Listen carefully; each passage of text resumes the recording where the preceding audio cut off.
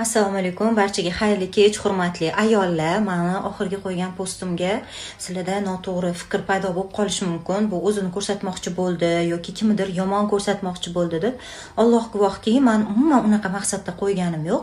Shunchaki, men ham bir musulmon inson sifatida o'zimga yarasha tasavvurlarim bor, to'g'ri deb bilgan fikrlarim bor, eshitganlarim bor. Men ilmli odam emasman. Pista po'chog'i chaligan meni ilmim yo'q. Men to'g'ri odam emasman. Misol xatolar qilamiz. Hammamiz musulmonmiz, beayb parvardigor. O'zimga yarasha xatolarim bor. Hech bir idealni odam emasman men. Lekin hamma ayollarni bir joyga yig'ib, umuman noto'g'ri narsalarni ularni ongiga singdirishga harakat qilish aynan banketda nimaga kerak? U narsalar ofitsialniy bir hujjatlar bilan amalga oshirilishi kerak va bunaqa ishlarni agar to'g'ri bo'lsa, ilm ahllari qilish kerak deb o'ylayman-da. Men to'g'risi bu vaziyatga tushunolmay qoldim. Boshda kelishdi, menga psixologga navbat berasiz, orzular xaritasi deb gapirasiz, bir narsalar, men unaqa narsalar gapirmayman dedim. To'g'ri, oliy ma'lumotli psixologlarni men juda ham hurmat qilaman, chunki qanchadan qancha insonlarni davolashgan. Psixologiya degani mana qanaqa odamlarni davolashadi? Psix уже jinniligiga qarab ketyapti. Ularni eshitishadi, individualni eshitishadi, uni bilishadi, qayerdan boshlanyapti bu narsasi va u bilan ishlab, hayotingizdan chiqib ketayotgan insonlar bilan ishlab, ularni to'g'rilashadi. Lekin banketga kelgan ayollarga chiqib olib, orzular xaritasiz orzu qiling, bir nima, bu dinga aloqasi borsa yo'q deydi, buni dinga aloqasi yo'q. Psixologiya отдельно, din отдельно deydi. Qatdan chiqqan bunaqa gap, nima deyishayotganini o'zlari ham bilishmayapti-yu. Men o'ylayman, ilm ahllaridan, masalan, Odinaxon Muhammad Sodiq, Bintu Sodiq kanallari bor. Boshqa bir qancha olima ayollarimiz, ustozi ayollarimizning kanallari bor. Shu yerdan olinglar, baraka topkurlar. Eshitmanglar, umuman bunaqa g'alati narsalarni. Hurmatli ayollar, bunaqa narsalar ko'payib ketdi. Hozirgi kunda seminarga borasizmi, qayerga borsangiz ham din haqida gapirishyaptimi? Telefonlarga olib olinglar, chunki aqidani buzayotganlar, fiqh buzayotganlar, o'zi bilmagan holatda buzayotganlar ham ko'payib ketyapti. Hozir bu qonun bo'yicha taqiqlangan. Ya'ni biz shunaqa davlatda yashaymiz, hamma xohlagan diniga itoat qiladi. Misol uchun men islom dinidaman, to'g'rimi? Islom dinida bo'lgandan keyin ba'zi narsalarni bilaman, lekin o'sha narsalarga qarshi chiqayotgan har xil boshqa din vakillarini, qonunlarini, qanaqadir narsalarini aralashtirib bizanikiga olib kirib kirg'izayotgan narsalarni sezib qolsam, darrov qarshi chiqishga harakat qilaman. Sizlar ham harakat qilinglar, chunki oranglarda farzand o'stirayotganlar bor. Bizamiz kelajakda, mana shu farzandlarimizga tarbiya beradigan, oilani saqlab qoladigan, bizga bog'liq o'sha muhit. Biza dono, aqlli bo'lishimiz kerak. Ahamiyat beringlar, meni adminlarimga yuboringlar agar qayerdadir noto'g'ri gaplar, nimadir eshitayotgan bo'lsanglar, chunki bularni xullas bu narsalarni nazorat ostiga olgan terrorizm bor, diniy qo'mita bor. Hozir ko'payib ketgan seminarlarga borsanglar, qayerga borsanglar, agar noto'g'ri narsalar, shubhali narsalar eshitib qolsanglar, darrov videoga olinglar. Meni adminlarimga yuborsanglar ham bo'ladi, Feruzaga tashlab bering deb. Men o'zim tegishli joylarga murojaat qilaman-da. Chunki ko'payib ketdi mana. Green Life ham bundan 1,5 yil oldin chiqib, butun ayollarni yig'ib olib, bu biznes, bu yo'nalish ona sutidan ham halol deb baqirib yoruvdilar bitta ayol. O'shanda chiqib qarshilik qilgan edim. Beriladi bunga halol sertifikat. Ko'rasiz, agar halol sertifikat berilsa, bizani komandaga qo'shilasizmi deb blogerlar ham o'zini ko'rsatib chiqdi.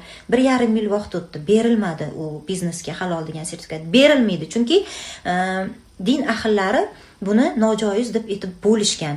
Mahsulot halol, biznes halol emas. Xullas shunaqa narsalar juda ham ko'p. Agar sezib qolsanglar murojaat qilinglar, tafakkurli bo'linglar, ongli bo'linglar. Men sizlarni hammanglarni yaxshi ko'raman. Menga hozir bitta ikkitasi yozibdi-da, psixologiya umuman boshqa narsa, psixologlar umuman boshqa narsa, psixoterapevt bilan adashtirmang. Men faqat jinnilarni davolaydiganlar demadim, maylimi? Men psixologический ozgina problemasi bor odam boradimi psixologga? Yo normalniy holatda bo'lsangiz, normal yashab yurgan bo'lsangiz ham boraverasizmi psixologga? Ras shunaqa bo'ldimi, ular eshitish kerakmi birinchidan? O'shanga qarab ishlash kerakmi? Qachondan beri odamlar oddiy, normalniy hayotida yashab yurgan odam bitta orzu qilib, bir duo qiladigan bo'lsa, qanaqadir nimadirlarga psixologlarga murojaat qilish kerak bo'lib qoldi. Bu birinchidan. Ikkinchidan, bu narsalar bizaga asosan nasroniy dinida bo'lgan, boshqa e'tiqodda bo'lgan odamlardan kelib chiqqan. Misol Jon Keho deyishadi, rosa psixologlar yaxshi ko'radi ularni. Karta желаний, bir nimalar debda. Bizani aqidamiz, bizani yo'nalishimiz umuman boshqa narsa-ku, bilasizlar-ku o'zinglar ham. Kerak emas narsalar deb hisoblayman. Va asosiysi terrorizm nazorati ostida. Tushkunlikda bo'lsa qilmang. Chunki siz qanaqa sostoyaniyada bo'lsangiz, bunga xuddi shu holatni berib qo'yasiz. Kechirasiz, ismingiz nima edi? Elnora. Sizni din haqida gapirishga huquqingiz bormi? Yo'q, ha? Demak, joyiz egallab oling. Marhamat. Men yonimdagi bu dugonam yurist bo'ladi. Yurist Muhiddinman. Marhamat qilib joyiz egallab oling. Shuncha ayollarni bir joyga yig'ib din haqida noto'g'ri ma'lumot tarqatishga sizning haqqingiz yo'q. O'tiring joyizga, agar iloji bo'lsa, mayli. Va bu narsani iloji bo'lsa yopib oling.